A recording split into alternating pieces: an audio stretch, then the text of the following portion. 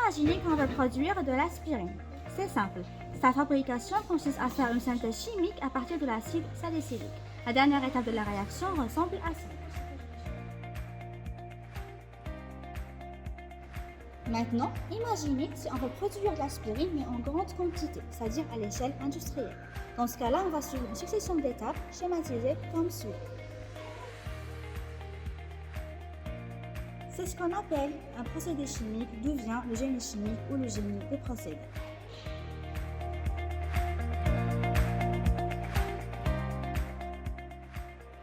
Le génie chimique est l'art de la conception, de la construction et du fonctionnement des unités, dans lesquelles la matière subit des transformations physico-chimiques. Il fait appel à un large domaine de connaissances, physique, chimie, mathématiques, mécanique appliquée, électricité et bien d'autres encore.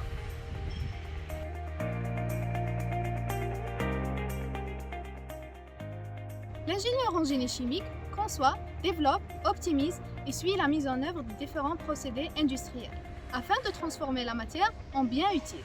Il peut travailler dans des usines ou des unités de production répondant aux questions de sûreté, d'efficacité et de performance.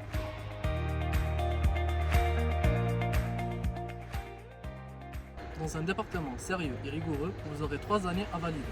Vos apprentissages théoriques et pratiques seront au rendez-vous. Votre première année, ce sont des modules de chimie fondamentale qui vous seront enseignés. On peut citer la chimie minérale, organique, la corrosion, le transfert de matière et la mécanique des fluides. En deuxième année, c'est là où le génie chimique commence réellement, à travers une application dans un monde industriel idéal. On peut citer comme module opérations dynamiques et unitaires, les réacteurs, le raffinage et la pétrochimie. Dans mes dernières années, vous allez vous approfondir encore plus dans le génie chimique, mais cette fois-ci dans un monde industriel réel. On peut trouver comme module l'optimisation, le dimensionnement des installations et la thermodynamique appliquée.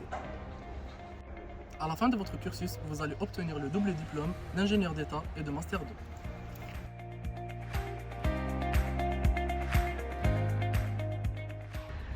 Après l'obtention de votre diplôme, vous aurez la possibilité de postuler pour un poste de doctorat et donc faire de la recherche scientifique ou bien accéder au domaine professionnel industriel directement. Dans le deuxième cas, vous pourrez travailler dans plusieurs domaines. On mentionne la biotechnologie, l'industrie pharmaceutique, pétrochimique, alimentaire, cosmétique, le traitement des eaux ou bien la production d'électricité.